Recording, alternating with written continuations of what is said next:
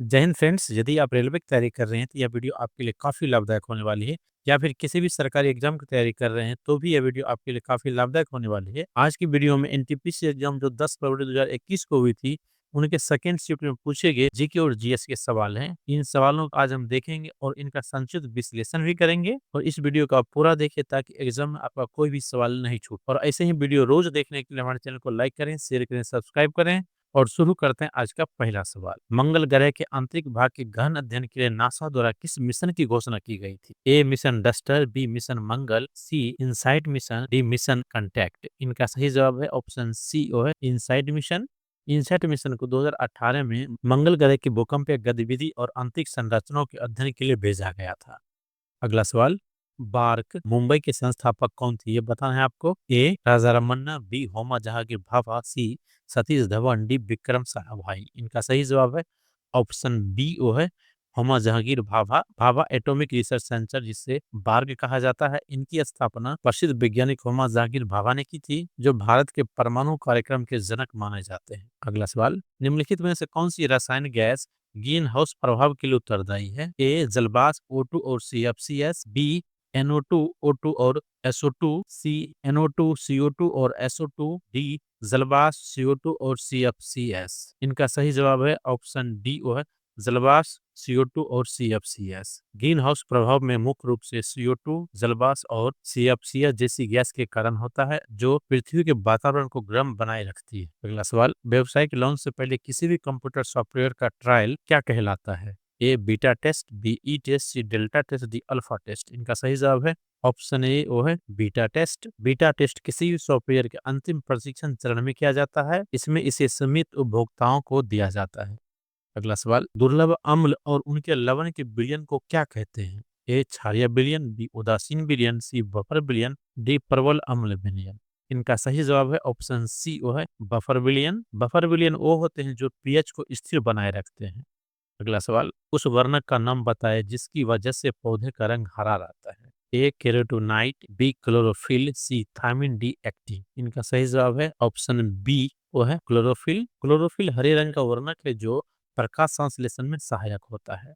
अगला सवाल। निम्नलिखित में से कौन सा मलेरिया परजीवी है? ए समलोलेना, बी माइक्रोबैक्टीरियम, सी प्लाज्मामोडियम, डी इकोलाई। इनका सही जवाब है ऑप्शन सी वो है प्लाज्मामोडियम। प्लाज्मा मोडियम मलेरिया फैलाने वाला परजीवी मच्छर है। अगला सवाल। भारत में वस्तु एवं सेवा कर जीएसटी के अंतर्गत चार दरें कौन सी है? ए 6, 9, 18 और 28%, बी 5, 12, 18 और 28%, सी 3, 6, 18 और 28%, डी 6, 12, 17 और 28%। इनका सही जवाब है ऑप्शन बी वो है 5, 12, 18 और 28%। अगला सवाल। लिंकन सागर में विश्व की सबसे बड़ी अंतर समुद्री पावर केवल ब्रिटेन और किस देश के बीच बिछाई जा रही है? A Denmark, B Belgium, C France, D Australia. इनका सही जवाब है ऑप्शन ए वो है डेनमार्क। डेनमार्क की करेंसी डेनिश क्रोन है, जिसे डीके के रूप में संक्षिप्त रूप से किया जाता है, और यह डेनमार्क की आधिकारिक मुद्रा है। डेनमार्क उत्तरी यूरोप में स्थित है और इनकी एक सीमाएं जर्मनी से लगती है। डेनमार्क को साइकिल के देश के रूप में जाना जाता है, जहां लोग साइकिल चलाना ज्यादा पसंद करते हैं। अगला सवाल। लंदन में आयोजित प्रथम गोलमेज सम्मेलन के दौरान ब्रिटिश प्रधानमंत्री कौन थे? A Stanley Baldwin, B Winston Churchill, C N Chamberlain, D Ramsay MacDonald. इनका सही जवाब है ऑप्शन डी वो है रेमजे मैकडोनाल्ड। रेमजे मैकडोनाल्ड 1930 में प्रथम गोलमेज सम्मेलन के समय ब्रिटेन के प्रधानमंत्री थे। अगला सवाल। भारतीय संविधान का वह अनुच्छेद जो शोषण के विरुद्ध अधिकार प्रदान करता है? A article 21, B article 14, C article 23, D article 19। इनका सही जवाब है ऑप्शन सी वो है आर्टिकल 23। आर्टिकल 23 जबरन श्रम के खिलाफ सुरक्षा प्रदान करता है। अगला सवाल। दंड प्रक्रिया संहिता CRPS की कौन सी धारा कार्यपालक मजिस्ट्रेट को किसी भी स्थान पर 4 से अधिक लोगों के एकत्र होने को निषिद्ध करने की शक्ति प्रदान करती है? ए धारा 144, बी धारा 231, सी धारा 357, डी धारा 111। इनका सही जवाब है ऑप्शन ए ओ है धारा 144। अगला सवाल। निम्नलिखित में से कौन सी काकोरी कांड के प्रमुख क्रांतिकारी में से एक थे? ए उधम सिंह, बी अशफाक उल्ला खान, सी भगत सिंह, डी सुखदेव। इनका सही जवाब है ऑप्शन बी और अशफाक उल्ला खान। अगला सवाल, भारत की पैथन जल विद्युत परियोजना कहाँ स्थित है? ए राजस्थान, बी उत्तर प्रदेश, सी पश्चिम बंगाल, डी महाराष्ट्र। इनका सही जवाब होगा ऑप्शन डी, वो है महाराष्ट्र। अगला सवाल, यदि किसी लेंस की फोकस दूरी 25 सेंटीमीटर हो तो उनकी क्षमता कितनी होगी? ए 2D, बी 6D, सी 4D, डी 1D। इनका सही जवाब होगा ऑप्शन सी, वो है 4D, क्योंकि लेंस की क्षमता बराबर होता है 100 बटे फोकस दूरी। ये हो जाएगा 100 बटे 25 यानी 4, और पावर को डी से डिनोट करते हैं तो ये हो जाएगा डियोप्टर। अगला सवाल, निम्नलिखित में से कौन सा लाभकारी कीट नहीं है? ए दीमक, बी लाखफोट, सी रेशम की, डी मधुमक्खी। इनका सही जवाब है ऑप्शन ए, व दीमक। अगला सवाल, पक्सिनिया ग्रेमिनिक्स कवक से कौन सा रोग होता है? ए गन्ने में लाल सड़न, बी मनुष्यों में दाद, सी आलू में लेड ब्लास्ट, डी गेहूं में ब्लैक रस्ट। इनका सही जवाब है ऑप्शन डी, वो है गेहूं में ब्लैक रस्ट। अगला सवाल, कुबोल का पूरा नाम क्या है? A common business oriented language, B computer operating business oriented language, C common open business objective language, D computer operative business objective language. इनका सही जवाब है ऑप्शन ए, वो है कॉमन बिजनेस ओरिएंटेड लैंग्वेज।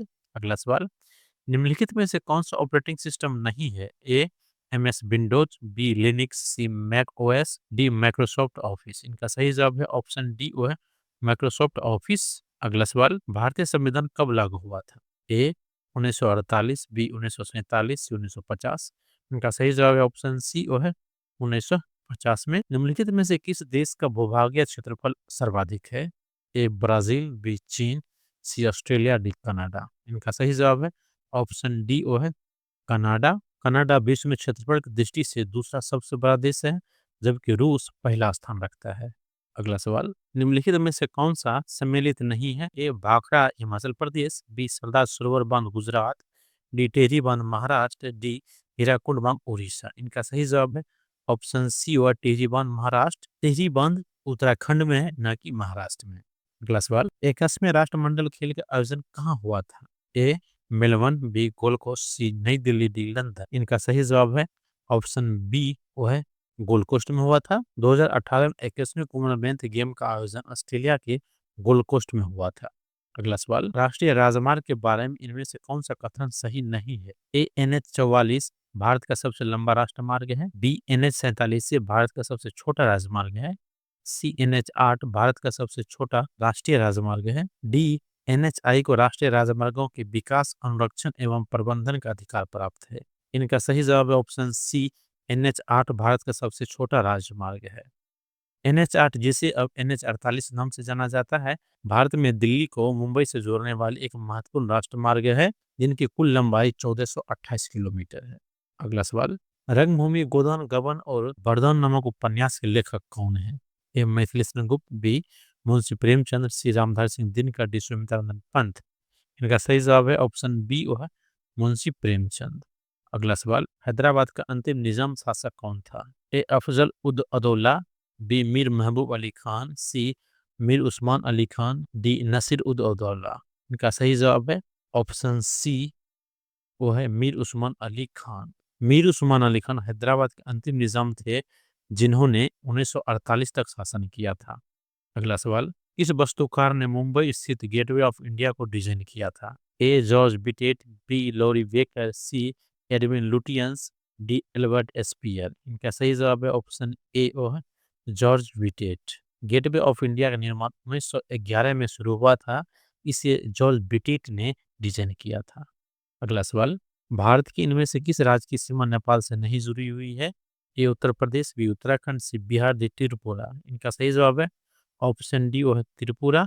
ये सारे उत्तर भारत के राज्य हैं, जबकि ये उत्तर पूर्व भारत के राज्य हैं। त्रिपुरा में राज्यसभा की 1 सीट है और लोकसभा की 2 सीटें हैं, और इसका हाईकोर्ट त्रिपुरा हाईकोर्ट लगता है। अब त्रिपुरा के बारे में हमको जान लेते हैं। इनका राज पशु है फेरे बंदर, राज पक्षी है हरा शाही कबूतर, राज वृक्ष है अगर, राज पुष्प है नाग केसर, और राज फल है रानी अनानास। अब अगला सवाल देखते हैं, दिहिंग पटकाई वन्यजीव अभ्यारण्य कहाँ स्थित है? ए नागालैंड, बी मेघालय, सी अरुणाचल प्रदेश, डी असम। इनका सही जवाब है ऑप्शन डी, वो है असम में। असम में स्थित यह अभ्यारण्य असम का अमेजन के रूप में जाना जाता है। अगला सवाल, निम्नलिखित में से किस भारतीय युगल ने मिस यूनिवर्स का खिताब जीता है? A Sushmita Sen Lara Dutta, B Lara Dutta Diana Helen, C Ritu Faria और ऐश्वर्या राय, डी प्रियंका चोपड़ा और मनुश्री छिल्लर। इनका सही जवाब है ऑप्शन ए, वो है सुष्मिता सेन और लारा दत्ता। सुष्मिता सेन 1994 में और लारा दत्ता 2000 में मिस यूनिवर्स का खिताब जीता था। अगला सवाल, स्वच्छ भारत अभियान के संबंध में निम्नलिखित में से कौन सा विकल्प सही नहीं है? ए, इसका मुख्य उद्देश्य केवल भारत के शहरी क्षेत्र में स्वच्छता प्राप्त करना। बी, इसे वर्ष 2014 में प्रधानमंत्री श्री नरेंद्र मोदी द्वारा शुरू किया गया था। सी, यह निर्मल भारत योजना का पुनर्गठन है। डी, इस अभियान का मुख्य उद्देश्य खुले में शौच की आदत से उन्मूलन करना है। इनका सही जवाब है ऑप्शन ए, इसका मुख्य उद्देश्य केवल शहरी क्षेत्र में स्वच्छता प्राप्त करना है, जबकि यह शहरी और ग्रामीण क्षेत्र दोनों जगह स्वच्छता को बढ़ावा देने के लिए लागू किया गया था।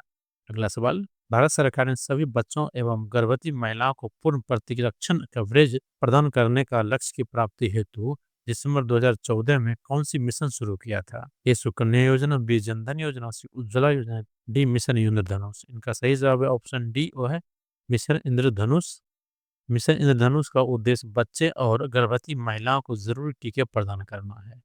अगला सवाल, निम्नलिखित में से कौन कभी भी संयुक्त राष्ट्र संघ का महासचिव नहीं चुना गया? ए, डैग हैमरस्लॉग्ड, बी, कोफी अन्नान, सी, लुई फ्रेस्टेस, डी, बान की मून। इनका सही जवाब है ऑप्शन सी, लुई फ्रेसेट।